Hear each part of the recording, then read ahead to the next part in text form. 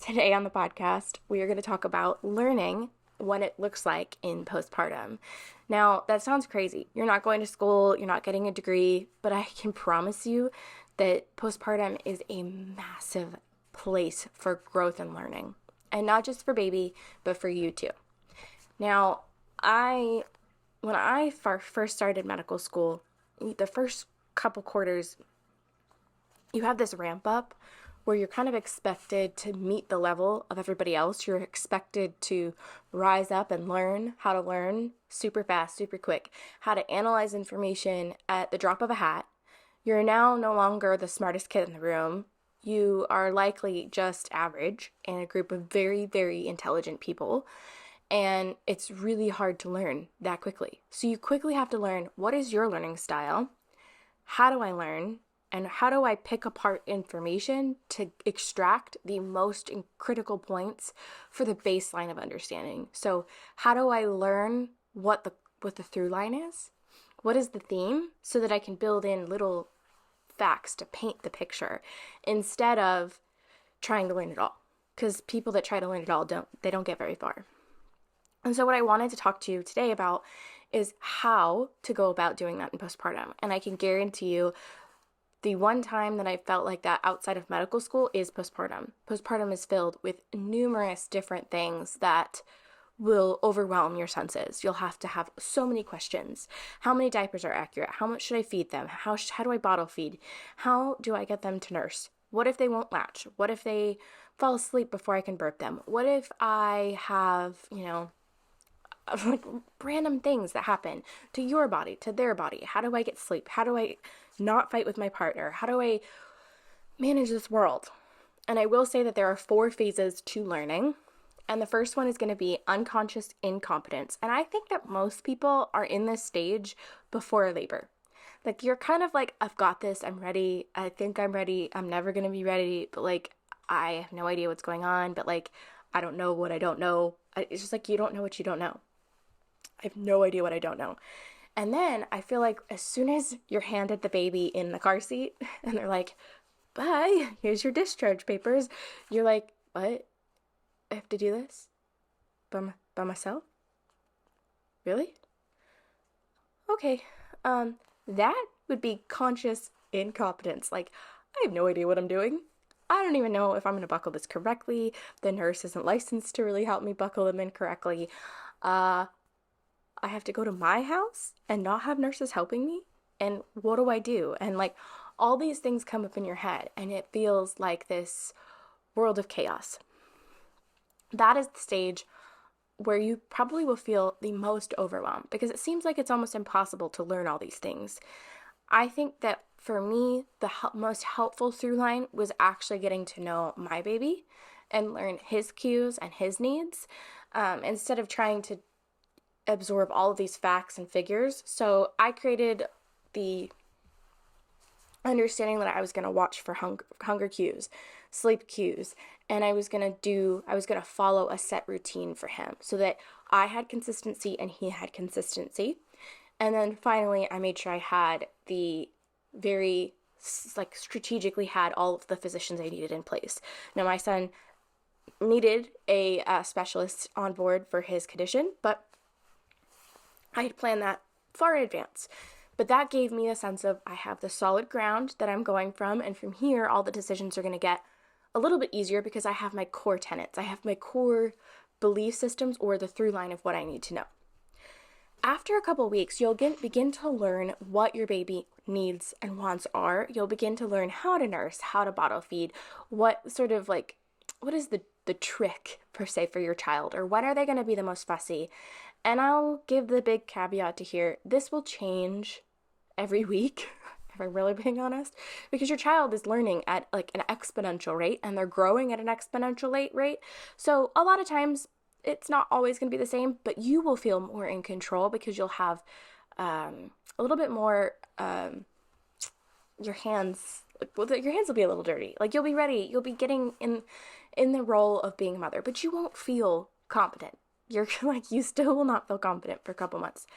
And then as you start to get to more doctor's visits and you realize the flow, that pediatric visits are supposed to be boring and simple, just like pregnancy visits, prenatal visits with your physician or midwife, they're supposed to be boring.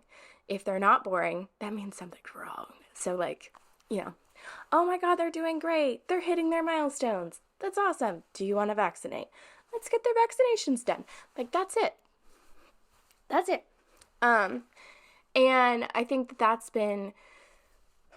is when you'll actually feel the most confidence, is when you get those things under your belt. You've started to be a supportive figure in your child's life, and you're beginning to know this stranger, because your child is going to be a stranger to you. You're going to love them more than you could even like describe in words, but they'll be a stranger. You're not going to know them. And so as you learn, you'll begin to go into the phase of conscious confidence. So you'll feel like you actually know what you're doing. You'll get a little bit more pep in your step. You'll get a little bit more help in how you'll go about doing this. And it's in this phase that you'll start to have things kind of on autopilot. You'll know when they need food versus when they need to go take a nap. You'll know how to do tummy time a little bit better for your specific child. That probably will never get easy because they don't like it no matter what. But it'll get better. It'll get a little easier. You'll know when they'll cry, and you'll know when they've had enough. That'll be like a different cue for you. And it'll feel a little bit easier. You'll have a routine. It'll feel more like normal, and you'll feel like, wow, I don't want to, but I can do the dishes now instead of freaking out about everything. And then finally, you're going to come to the unconscious competence. This is when you don't even know what you know. You have no idea what you know.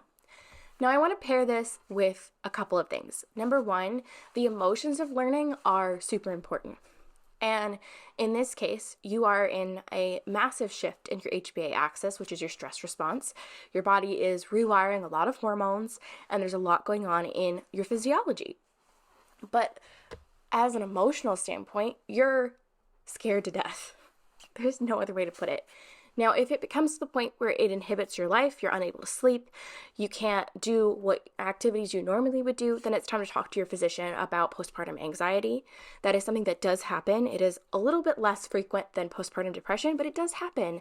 And there are ways to help and treat that. So definitely talk to your physician if it is ruining your life or getting in the way with you connecting to your child and or connecting to your partner and loved ones. But fear and anxiety in postpartum is normal. It's normal. You're changing your physiology. And also, you are learning new things and you don't know what to do. And the last thing your body wants, the last thing your brain wants, is a time in your life where you don't know what to do. The last thing it wants is to figure out. It's the last thing it wants to do is to figure out that you don't know what you're doing. So just take a step back and do the 4 N's like I discussed in the episode about emotions, how to handle your emotions in pregnancy. Do the 4 N's of figuring out the emotion you're feeling. Most of the time it probably will be fear or doubt or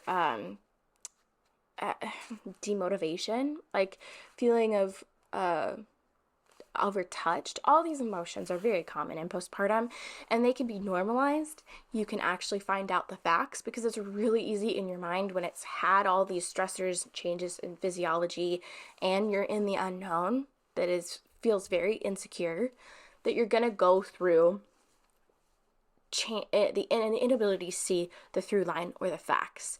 And then you're going to practice coming up with a better thought that will motivate you to being a better mom, that will help you to shift the light and turn up the dial 1%.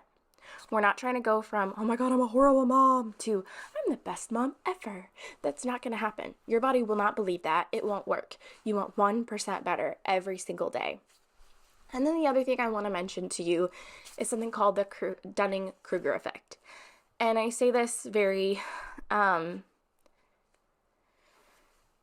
a way to help you with judgment on outside. And it's the theory of the Dunning-Kruger effect. The way I'd like to explain it to people is the farther you are away from a scenario, the more likely it is to be a simple solution. The farther away you look at a scenario, the more it's like, this is the answer. Why don't you do it? This is black and white. And the closer you get to a problem, the closer you get to the details of a problem, the more complex it is. And a lot of times, it takes more nuance to actually come up with an answer. And people that think that there's a very simple solution are going to be very vocal about what to do. They're going to be the people that will say all of the things to you. And then the people that know it's more nuanced are going to be a lot more quiet. And that is the Dunning-Kruger effect, is that people that know very little about a topic or a situation are very much more likely to be highly, highly vocal about it, and also to really overestimate their knowledge in a given substance, versus the people that actually have a nuance of knowing that there's very minute ways that you could change something. They're going to have a tendency to not speak out as loud. And so when you go to outside scenarios and you get help, whether that be from a pediatrician that doesn't really understand the nuances of your family dynamic, or you talk to someone on a Facebook group that you barely know, or I don't know, varying different situations, the people that don't know all of the cases of your life are going to make the most loudest opinions against what you're saying. So just because someone's loud, just because they're rude, just because they're very firm in their opinion, does not make you less than, and it does not make it so that you don't know what you're talking about. Remember that. Now, it is also a good thing to remember is that if you're being very loud and very vocal about something, take a pause, take a step back, and am I looking at every little scenario of this? Am I looking at this from every possible angle that I could imagine? And am I seeking out people that have a different perspective? Because it might not be that simple. It might not be that. It might be more nuanced than I'm guessing. I really hope this helps. I think that in postpartum, there's this massive learning curve that people aren't really used to doing. Like, it's not normal for you to need an encyclopedia in your life, especially in 2023. But give yourself grace. Know that you will learn it, you will adapt, and you will grow. There's a massive amount of information available to you in our world. Remember to filter through what you can actually adapt and what isn't something that you need to include in your life. And I really hope that I am able to give you a little bit more peace, that you will learn. It will take time, and it will be hard, but it will make you better at the end. If you have any questions, I'd really love to help you out. Give me a message at admin@thenewmomnaturopath.com. And also, if you don't give me a message, I really, really, really could use more ratings on this podcast. So if you could leave me a review, I would love to know what you love and don't love about this podcast and how I can help you become the mom that you've always wanted to be. Congratulations, Mama. You're doing a good job.